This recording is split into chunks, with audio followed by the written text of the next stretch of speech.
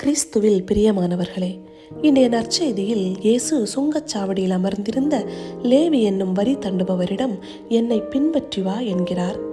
அவரும் அனைத்தையும் விட்டுவிட்டு எழுந்து இயேசுவை பின்பற்றி சென்றார். லேவிக்கு சரியான பாதுகாப்பு இருந்தது, நிலையான தொழில் இருந்தது. ஆனாலும் இயேசு அவரை அழைத்த போது ஆழ்ந்த நம்பிக்கை கொண்டவராய் உடனடியாக எல்லாவற்றையும் விட்டுவிட்டு எந்த தயக்கமும் இல்லாமல் இயேசுவின் அழைப்பிற்கு முழு மனதுடன் பதிலளித்தார். அது அவருடைய வாழ்க்கையில் உண்மையான மகிழ்ச்சிக்கு வழிவகுத்தது.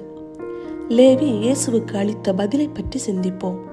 கிறிஸ்து நம்மை கடந்து சென்று என்னை பின்பற்றுங்கள் என்று சொன்னால் நாம் எதையெல்லாம் விட்டுவிட்டு செல்ல வேண்டும்? நிபந்தனைகள் இல்லாமல் ஆம் என்று சொல்ல நாம் தயாராக இருக்கின்றோமா?